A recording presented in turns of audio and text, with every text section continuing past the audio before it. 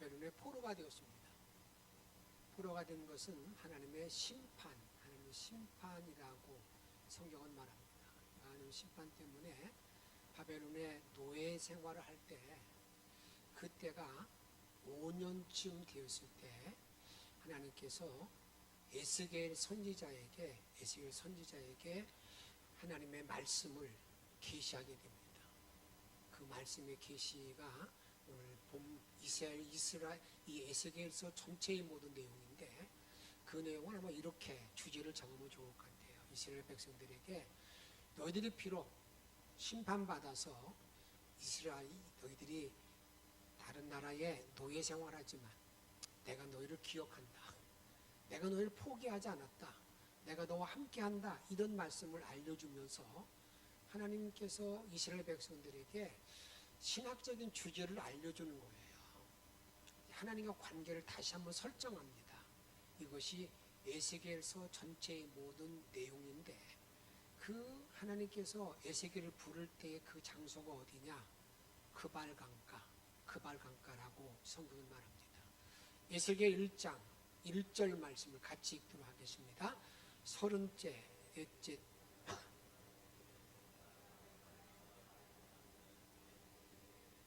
하늘이 열리며 하나님의 모습이 내게 보이니. 그 다음에 2절에 보게 되면 여호야긴 왕이 사로잡힌 지 5년, 그달 초닷새라. 이스라엘 왕이 사로잡힌 지, 포로가 된 지, 노예 생활한 지가 이제 5년 되었을 때 하나님께서 에스겔을 그 그발강가에서 부르는 것을 보게 됩니다. 에스겔이라는 말의 뜻은 하나님께서 강하게 하신다, 그런 말이에요. 강하게 하신다. 하나님이 에스겔을 강하게 하신다. 이스라엘 백성을 강하게 하신다. 그와 마찬가지로 이 무더운 여름을 지나는 영천의 모든 성도들에게 하나님이 강하게 하시는 손길이 여러분의 모든 삶을 움직이기를 주의 이름으로 축복합니다. 하나님이 강하게 하는 손길을 허락받기 위해서는 어떤 일이 필요한가? 그발강가에서 하늘문을 여신 하나님의 은총을 입고 사는 것, 이게 너무 중요한 거예요. 하나님의 은총을 입는데 하늘문을 열어주셔서 그들에게 은혜를 베풀어 주신 그 은총을 입고 살아가야 된다, 그 말입니다. 성경에 보게 되면 하늘이 열리는 축복받은 자들이 많이 있습니다.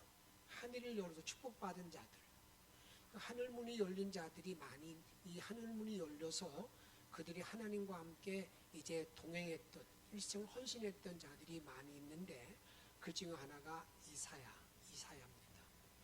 이사야는 어떤 이사야가 우시야 왕이 죽던 해에 그가 성전에 들어갑니다. 성전에 들어가가지고 뭐 했겠습니까? 하나님께 기도했겠죠. 아마 그 당시 너무나 이제 암울한 모든 시기이기 때문에 하나님께 기도하는데 갑자기 그에게 하늘 보좌가 쫙 열리는 거예요.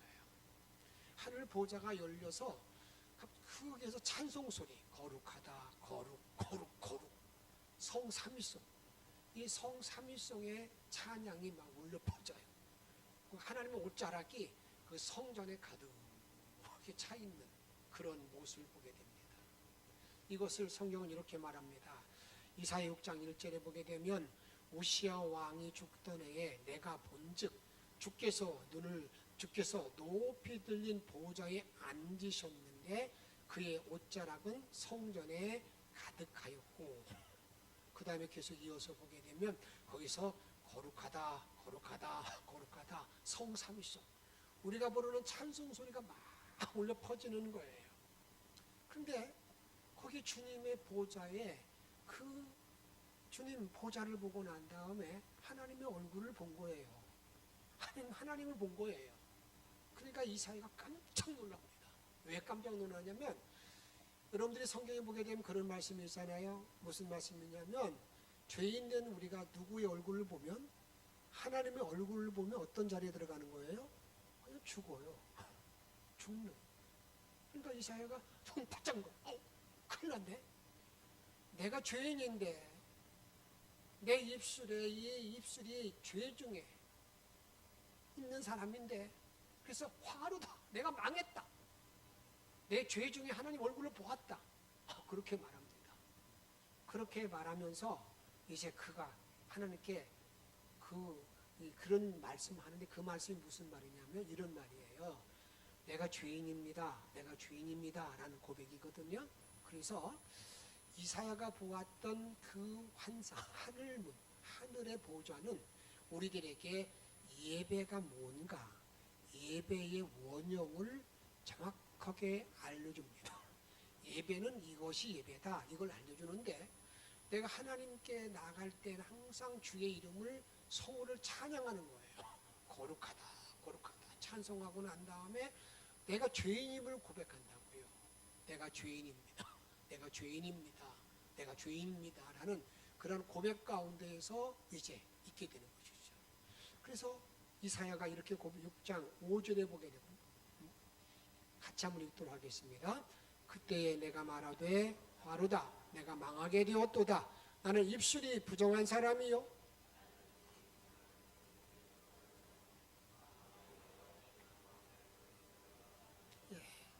내가 죄인된 몸으로 하나님 얼굴을 보았다. 나 망했다. 나 망했다. 나 망했다. 그럴 때에 그 보좌 주변에 있는 천사 스라비 천사가 화조로 입을 찢어요. 입을 대요. 이렇게. 그 말이 뭐냐면 죄 용서, 죄를 용서해. 내가 죄를 고하면 그 죄의 용서함을 받는다. 내가 내 죄를 사한다. 그런 말의 상징의 의미입니다. 우리 항상 주 앞에 섰을 때에도 내가 내 죄를 고하면 주님 어떻게 하십니까? 내 죄를 용서해 주시잖아요. 그걸 말하는 겁니다. 그것을 이렇게 우리들에게 말합니다.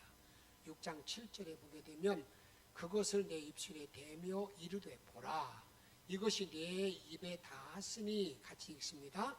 내 악이 죄하여졌고 내 죄가 사하여졌느니라. 내 악이 죄하여졌고 내 죄가 사하여졌다. 이렇게 말하는 거예요. 내 죄가 죄 사함 받았다. 이렇게 말씀하고 있습니다. 여러분, 내가 예배 드릴 때 주 앞에 나와서 내 모든 죄를 주께 다 고하면 우리 주님 어떻게 하신다는 거예요? 용서해 주시는 거, 사해 주신다. 그것을 우리에게 말하고 있는 겁니다. 그러면 예배라는 것은 내가 죄 사함 받고 그걸로만 끝나는 거냐? 그렇지 않습니다. 내가 항상 주 앞에 서서 예배 드릴 때 말씀을 듣고 난 다음에 그 다음에 내가 하는 일이 어떤 일입니까? 주님이 나에게 말씀하시면 그 말씀에 대해서 예 알았습니다. 내가 그렇게 하겠습니다. 라는 하나님의 부르심에 대한 내가 결단, 부르심에 대한 내가 나가는 결단하는 것, 이게 예배라고 말입니다. 예배 속에 있는 하나의 요소라고 말입니다. 이제 자기가 회개하고 난 다음에 나는 입술로 망했다라는 회개하고 난 다음에 용서해 주시고 난 다음에 하나님께서 6장 8절에 보게 되면 내가 또 주의 목소리를 들으니 주의 음성을 들으니 주께서 이르시되 같이 읽습니다. 내가 누구를 보내며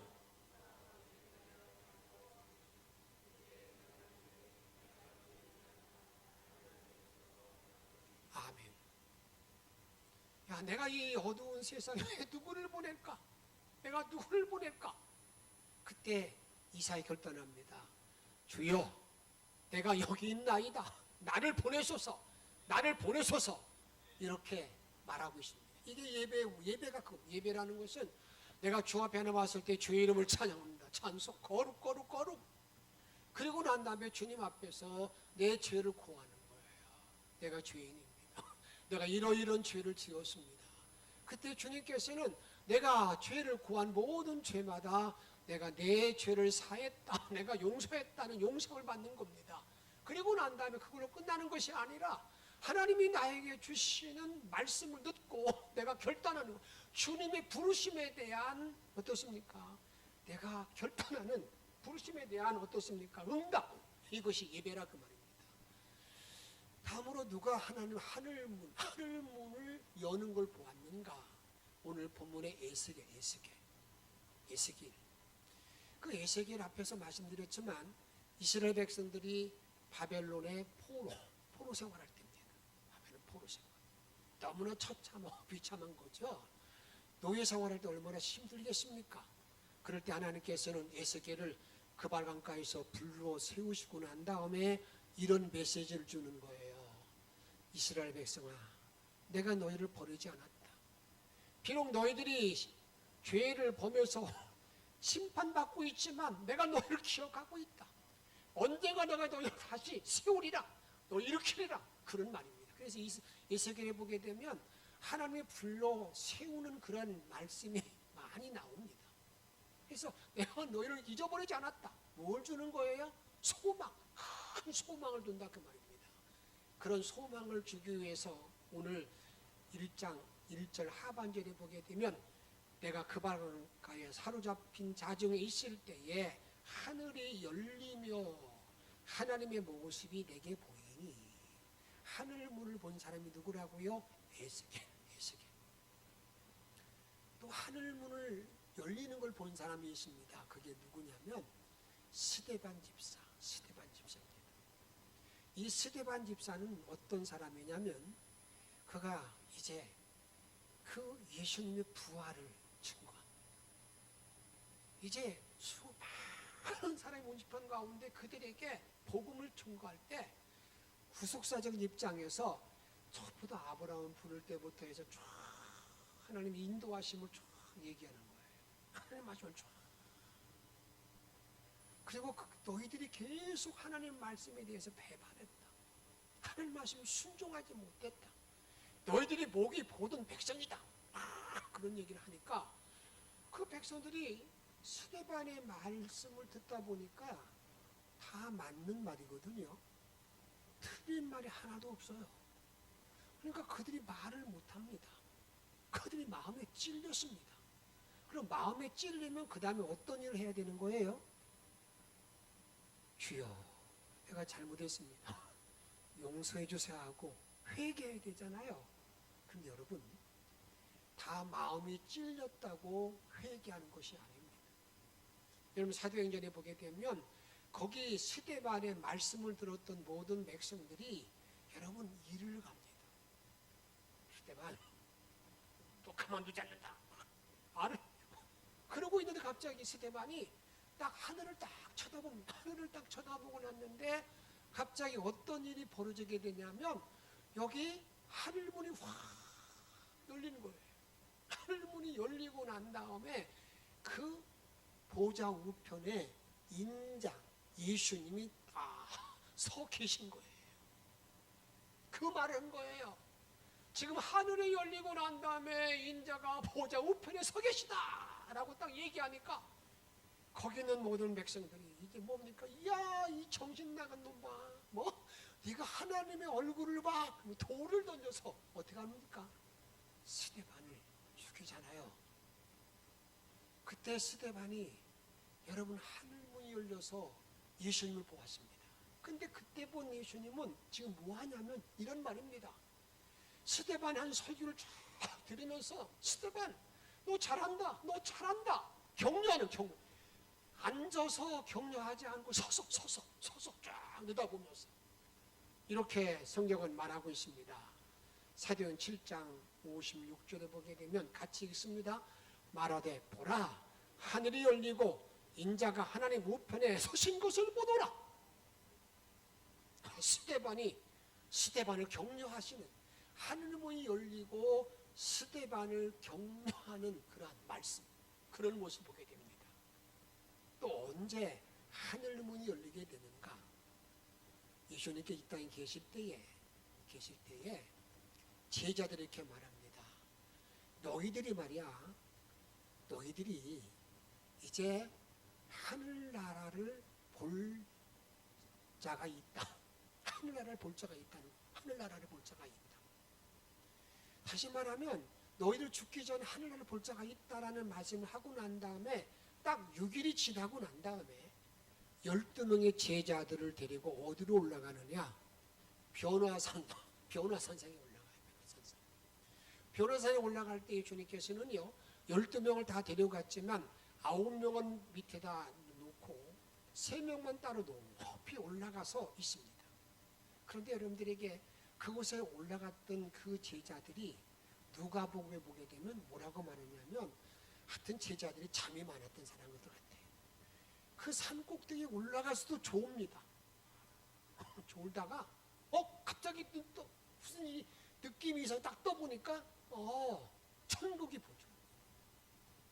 그 천국이 어떤 천국을 보이냐면 예수님이 모세와 엘리야와 함께 대화하는 거예요. 천국이 확 열려있는 걸 보게 됩니다. 하늘문이 열린 걸 보게 됩니다. 이것을 성경이 이렇게 말하고 있습니다. 마가복음 9장 1절 하반절에 보게 되면 여기 서 있는 사람들 중에 죽기 전에 뭘 본다고요? 하나님 나라가 권능으로 임하는 것을 볼 자가 있느니라. 그리고 나 3절에 그리고 나서 엿새 후에 이제 변호사에 올라가시게 되거든요. 근데 그 모습이, 그 옷이, 예수님의 옷이 광채가 나며 세상에 빨래하는 자가 그렇게 희귀할 수 없을 만큼 매우 희졌더라. 아주 완전히 예수님 옷이 변화가 된 거예요. 그리고 났을 때에 여러분 그런 모습을 보고 나서 4절 말씀 읽도록 하겠습니다. 이 엘리야가 모세와 함께 예수님이 모세와 엘리야와 함께 대화하는 거예요. 여러분 모세도 이미 죽었던 사람이잖아요. 엘리야도 죽었던 사람이잖아요. 근데 그 대화하는 모습을 보고 난 다음에 제자들이 그 모습을 보니까요 너무 황홀한 거예요. 지금 산꼭대기입니다. 그곳이 변화산이 그곳이 헐몬산이라고 말하는데 그것이 만년설에 있는 그런 곳이거든요. 그곳에 올라가서 그 모습을 보고 있는 그 장면 때 여러분 베드로가 하는 말이 이렇게 말합니다. 하늘나라를 보고 난 다음에 베드로의 고백은 이렇게 고백합니다. 주여 여기가 좋사오니 내가 초막 셋을 짓되 하나는 주를 위해 모세 엘리야를 짓겠다. 여러분 잘 보세요. 여러분 지금 베드로가 하는 말은요 정말 정신 나간 사람 말입니다.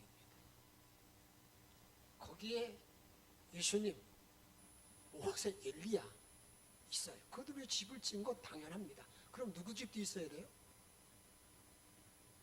자기들 집도 있어야 되잖아요. 여러분들에게 하늘나라를 맛본 사람들의 상태예요. 내가 비록 아무리 어렵고 아무리 지금 힘들고 아무리 내가 참 곤고한 자리에 놓여있다 할지라도 하늘나라 영광을 딱 맛본 사람들은요 그 고초가 전혀 생각되지 아니하고 여기가 좋사오니 자기는 보지도 않아요. 주를 위해서 초막새를 짓대. 여러분 이렇게 변화산상에서 예수님의 제자들이 하늘문이 열린 걸 보았습니다. 또 누가 하늘문이 열린 걸 보았느냐? 바울 사도의 일대기를 보게 되면 정말 이해가 되지 않잖아요. 그렇게 매를 맞고 강도의 위험도 당하고 그 수모를 당하고 그 모든 환난을 많이 당하는데도 불구하고 변함없이 하나님을 사랑하고 헌신하고 복음을 전하잖아요. 그런 위대한 능력이 어디서 나타났을까? 여러분 바울이 이런 고백합니다. 지금 나의 모든 고난은 장차 나타날 영광에 비교하면 아무것도 아니다. 그 나라의 영광에 비하면 내가 지금 당하는 모든 어려움 요건들 이건 완전 어떤 근처도 못 간다는 거예요. 왜 그렇게 고백했을까? 다른 데 있지 않습니다. 바울은 하늘나라 3층천을 보았던 사람입니다. 언제 보았을까? 바울이 여러분 다메섹에서 이제 주님을 만나고 난 다음에 그는 어디로 간 줄 아십니까? 아라비아 사막으로 갑니다. 아라비아 사막에 가서 항상 기도하고 있을 때 하나님께서는 바울에게 3층천을 딱 열어준 거예요. 그 3층천에 올라가서 보니까 그 엄청난 신비하고 그 놀라운 황홀함과 그 기쁨과 감격의 마음을 가지고 내려오니까 이 세상에 내려와서 그 많은 어려움을 당해도 전혀 걱정하지 않는 겁니다. 오히려 날마다 감기고 기쁨이 넘치는 삶을 사는 걸 보게 된다 그 말입니다. 바울은 이렇게 말합니다. 고린도 12장 1절에 보게 되면 무익 하나만 내가 부득불 뭐한다고요? 자랑하노니 주의 환상과 계시를 말하리라.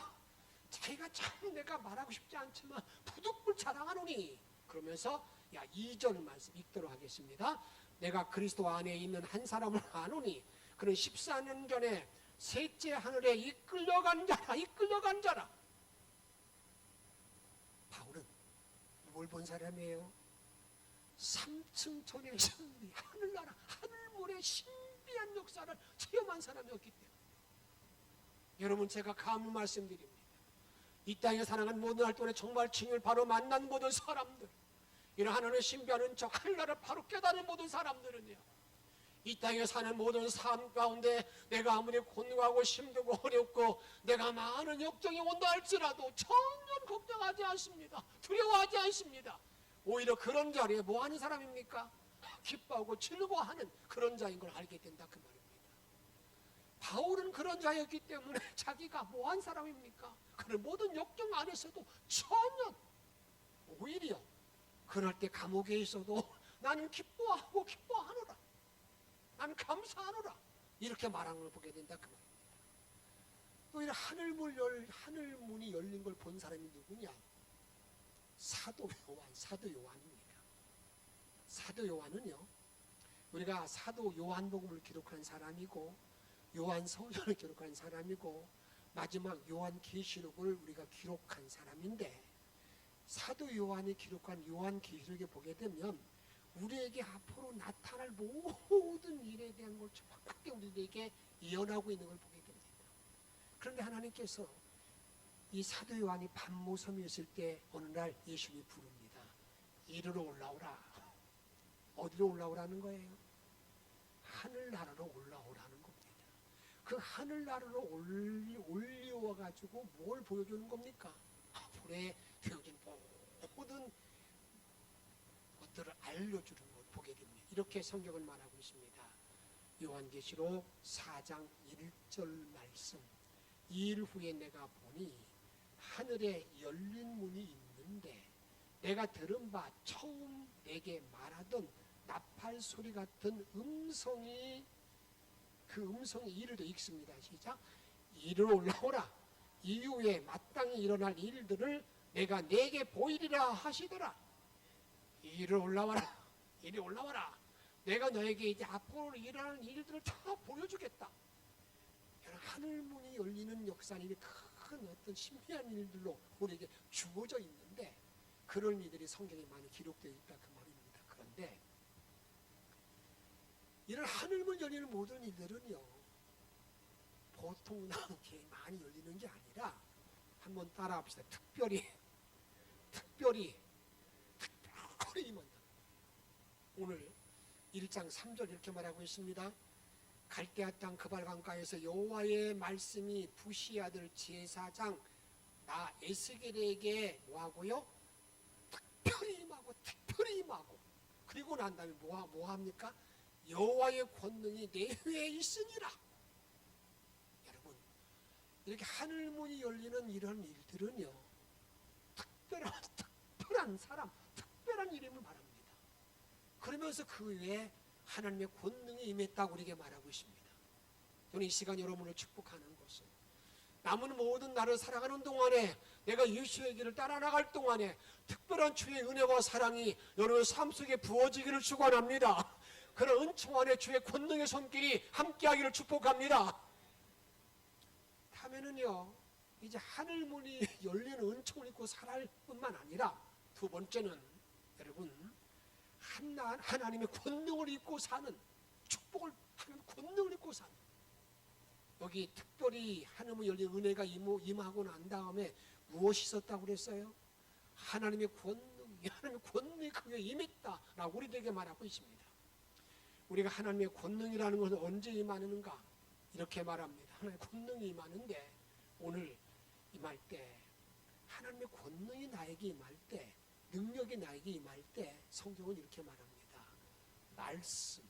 말씀을 먹어야 권능이 임하는 사역을 감당할 수 있습니다. 저와 여러분들이 말씀을 잘 먹어야 그 말씀의 능력이 나에게 나타나서 일을 감당할 수 있다 그 말입니다. 말씀 먹지 않고는 안 된다 그 말입니다. 오래쯤에도 그렇게 말씀하시잖아요. 하나 사람이 떡으로만 사는 것이 아니라 뭘로 산다고요? 하나님의 입에서 나오는 말씀으로 사는 것처럼 내가 주의 말씀을 먹어야 영적인 사람은 능력이 일할 수 있다 그 말입니다. 오늘 에스겔 3장 1절에 보게 되면 또 그가 내게 이르시되 인자야 너를 발견하는 것을 뭐라고요? 먹으라. 두루마기 먹으라는 거예요. 너는 이 두루마기를 먹고 가서 이스라엘 족속에게 말하라 하시기로.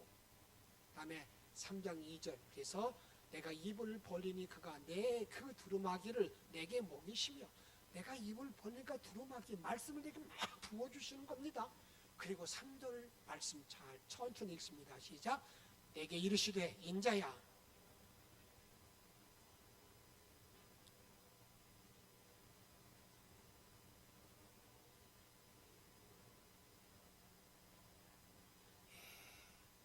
에스겔이요 주가 주시는 말씀을 먹으니 그 말씀 어떻다고요? 꿀 같더라. 말씀이 꿀 같더라. 여러분 정말 피곤할 때 꿀 한 숟가락 좀 먹어본 적 있습니까? 정말 지쳤을 때. 여러분 그런 경험이 있는 분은 알겠지만 그냥 꿀 한 숟가락 딱 먹는 순간에 눈이 번쩍 뜨이는 걸 볼 겁니다. 그럼 당뇨 환자들이 당이 떨어지면 뭘 먹어요? 단 걸 먹어요. 단 걸 먹어야 힘이 생긴다 그 말이에요. 마찬가지로 여러분 예수 믿는 사람들이 여러분 당이 떨어지면 뭘 먹어야 된다고요? 말씀을 먹어야 힘이 난다고요.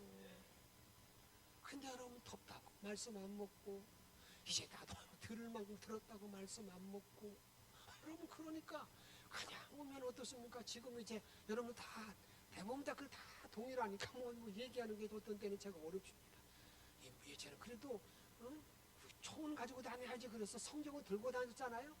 지금 성경 들고 다니는 분들이 몇 사람 안 되잖아요.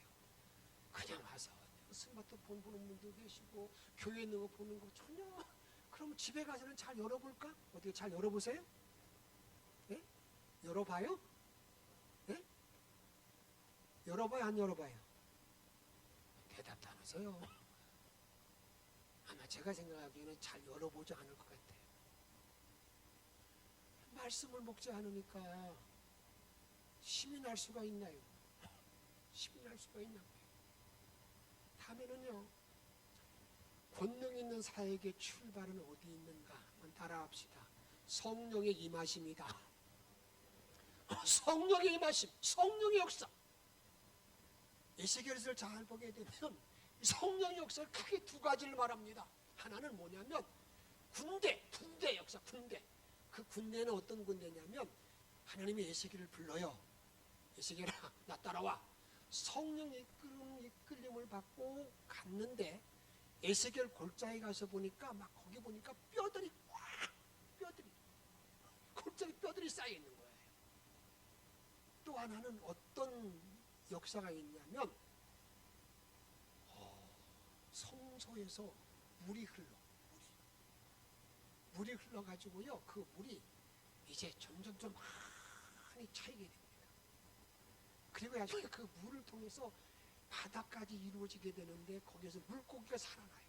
그 다음에 또 무슨 일이 일어납니까? 그 강가에 있는 모든 열매, 나무 열매 다 열매를 맺는 이 두 가지 사건이 있는데 이 두 가지 사건의 공이 뭘 말하냐면 성령의 능력을 받아요. 내가 이 땅에 살고 있는 날 동안에 뼈같이 힘없이 사는 그런 인간이 힘있게 사는 비결이 뭔 줄 아느냐? 그건 성령이 임재할 때 가능하다. 이걸 말하는 것이고요. 물의 역사, 성령이 물같이 역사하게 되면 열매 맺는 역사가 있다는 걸 말하고 있습니다. 첫 번째, 군대 역사, 뼈들의 역사 이렇게 말합니다. 에스겔 37장 1절에 보게 되면 여호와의 권능으로 내게 임재하시고 그의 영으로 나를 데리고 가서 읽습니다.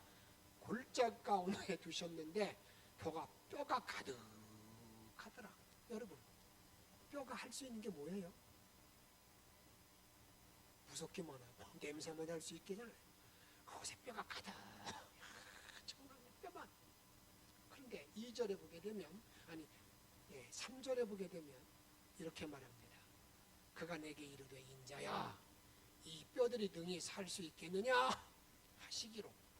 그래서 에스겔이 대답할 때 뭐라고 말합니까?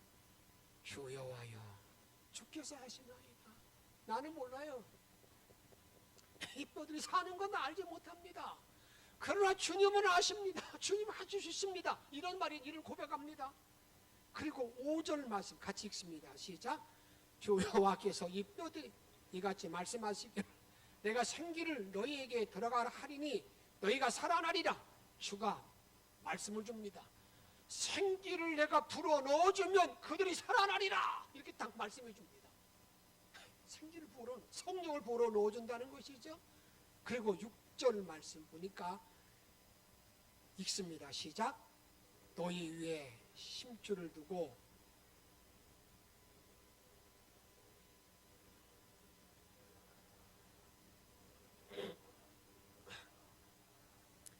생기를 불어넣으면 이제 심줄이 생기고 막 붙는다 그 말이에요. 그래서 이제 7절에 그때 내가 명령을 따라, 하나님 명령을 따라 뭐 했습니까?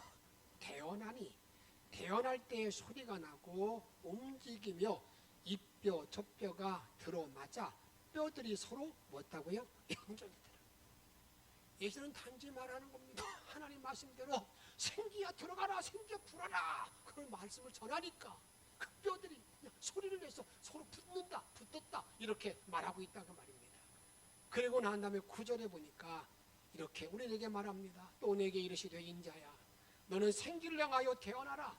생기에게 태어나 이르기를 주 여호와께서 이같이 말씀하시기를 같이 읽습니다.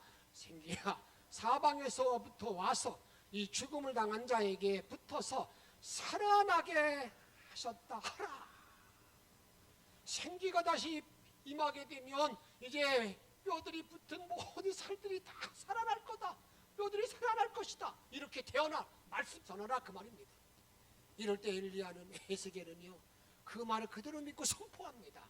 10절에 보게 되면 이에 내가 그 명령대로 태어나였더니 생기가 그들에게 들어가매 있습니다. 그들이 살아나서 일어나 서는데 큰 군대더라. 할렐루야.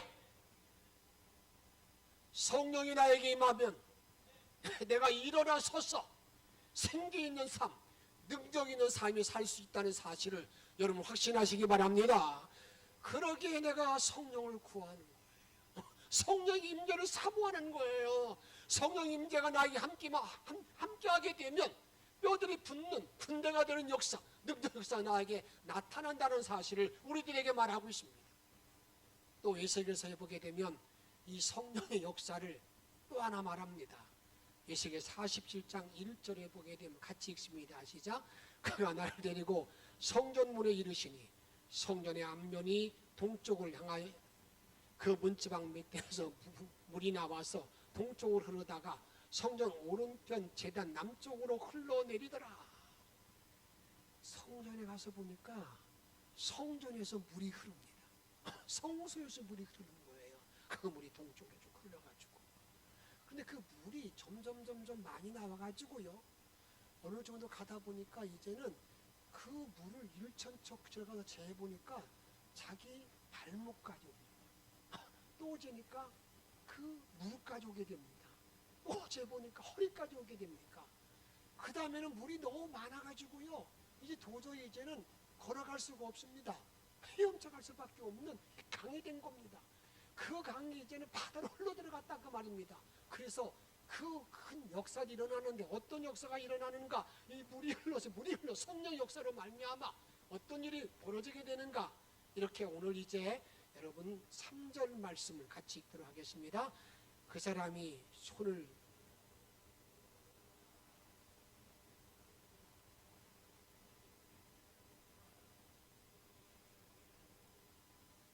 발목까지 이르렀습니다. 그 다음에 또 무릎까지 이르게 됩니다. 그 다음에 이제는 이제 물이 건너지 못할 강이 됩니다. 5절 말씀 보게 되면 이제 건너지 못할 강이 되었다 그 말입니다. 이때 에스겔은 하나님의 인도로 강가로 돌아가 보니까 어떤 일이 벌어지겠느냐, 많은 나무들이 강가에 서 있는 거예요. 그런데 앞에 성소에 나왔던 물이 점점 많아져서 바닷 가운데 가득히 차게 됐을 때 그 바다에 어떤 역사가 일어나게 되는가, 이렇게 우리들에게 말합니다. 에스겔 47장 10절 말씀 읽습니다. 내가 돌아가니 강 좌우편에 나무가 심히 많더라. 그 다음에 8절 말씀, 그가 내게 이르시되 이 물이 동쪽으로 향하여 흘러 아라바로 내려가서 바다에 이르리니 이 흘러내리는 물로 그 바다의 물이 되살아나리라. 바닷물이 죽었던 바닷물이 되살아난다는 거예요. 성소의 물이 타니까 그 물이, 바닷물이 다 살아난다 그 말입니다. 그리함으로 말미암아서 어떤 일이 벌어지게 되느냐, 거기에 각종 모든 생물들이 막 살아 움직인다 그 말입니다. 그런데요, 이렇게 물이 흘러가지고요, 생기가 도dom으로 말미암아서 이제는 물고기가 살고 이런 큰 역사가 일어났는데 불구하고 성경은 참 묘한 한 구절을 알려주고 있습니다. 뭐라고 말하는 건가? 이렇게 우리들에게 말씀합니다. 47장 11절 말씀을 읽습니다. 시작. 그 짐벌과 갯벌은 되살아나지 못하고 소금 땅이 될 것이며. 여기 잘 보세요. 지금 성소의 물이 막 흘러서 은혜가 넘치고 생명이 넘치고 물고기가 살아나고 열매가 맺고 하는 일이 있는데도 거기에 뭐가 있다는 거예요? 짐벌과 갯벌이 있다는 거예요. 짐벌, 갯벌이 있다는 겁니다. 여러분, 짐벌과 갯벌이라는 말의 의미는, 여러분 혹시 시골에 사신 분들은요, 혹시 여러분들이 겨울 같은 때 얼음에서 썰매 타본 적이 있으시죠?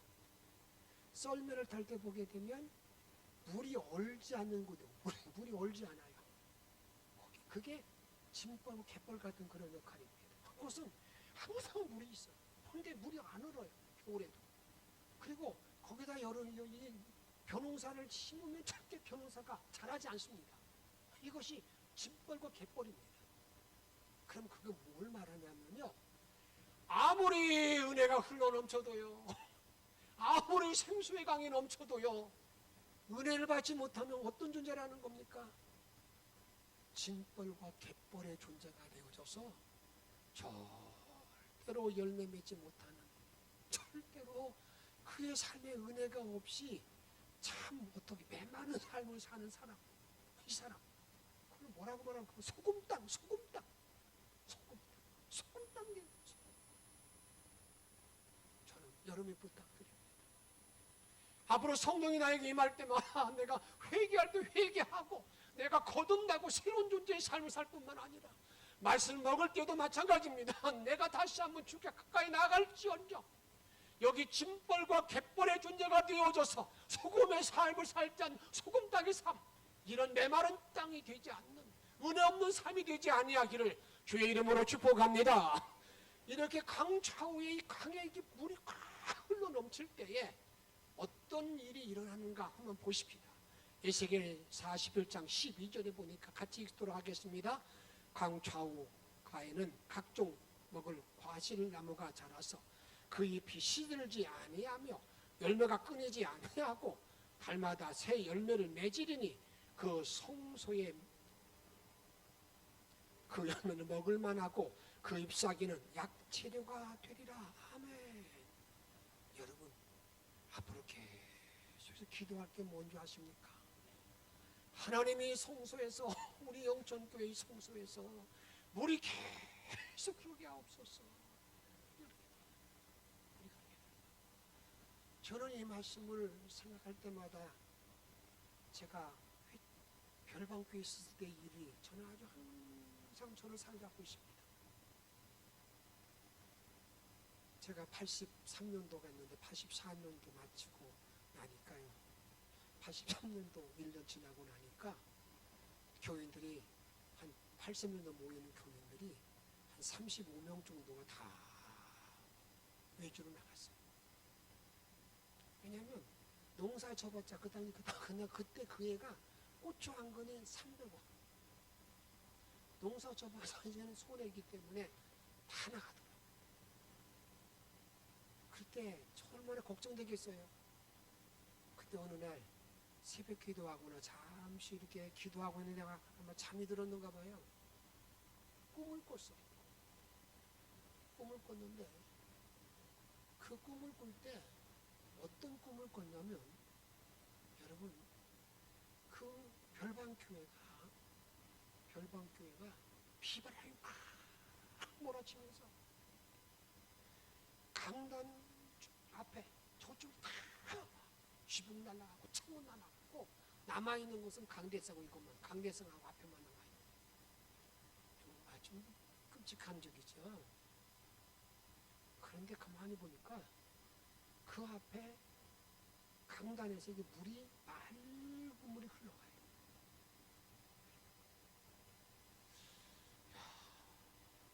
그래서 제가 한번 기도하는 가운데 여러분 항상 꿈도 해석을 잘해야 되잖아요. 해석을 잘할 때 제 또 하나님께 저에게 이런 지혜를 주셨어요. 해석을 주셨어요. 아무리 막 어려운 여건이 온다 하더라도 강단에서 물만 이 성소에서만 잘 물이 흘러나오면 된다는 거예요. 강단이 물이 뭐겠어요?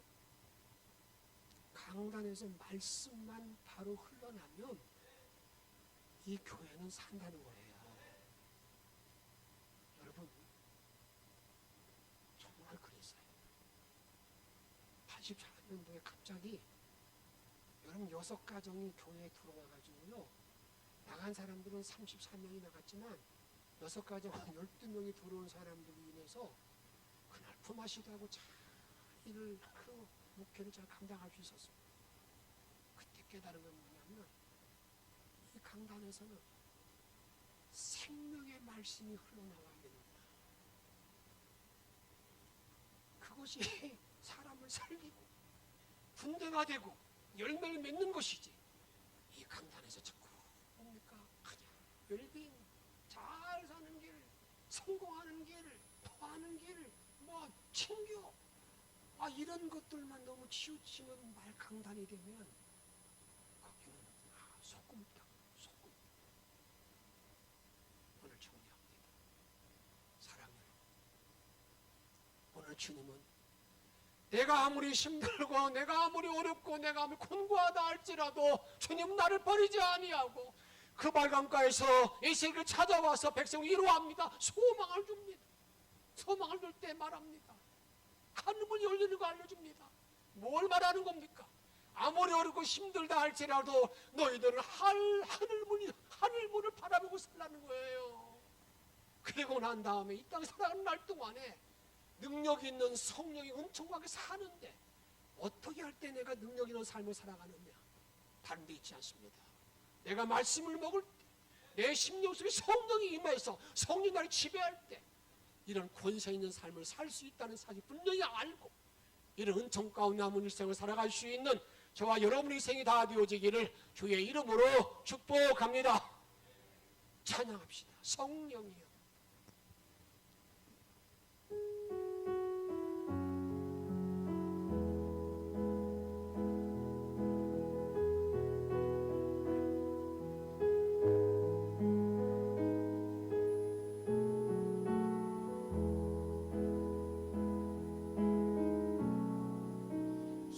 성령이여 우리에게 임하여 주옵소서. 주님의 그 능력을 내 심령 속에 주님은 생명수 주님은 생명수 결코 마르지 않는 나를 다스리시는 나의 구세주